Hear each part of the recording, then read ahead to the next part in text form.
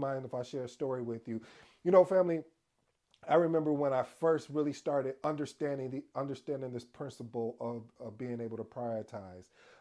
When I understood the principle, it took me from being I'll say a okay project manager to at least a better project manager. What do I mean by that? See, family, what I was doing was saying yes to everybody that was calling my name, that needed something from me, instead of putting frameworks or putting checkpoints in place, so I'm not a roadblock for my stakeholders. A lot of times, as project managers, especially new project managers, that you get this power, this power to be able to lead people that do not report to you.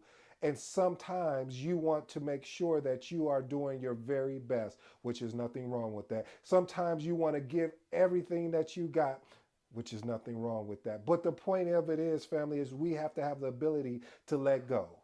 And letting go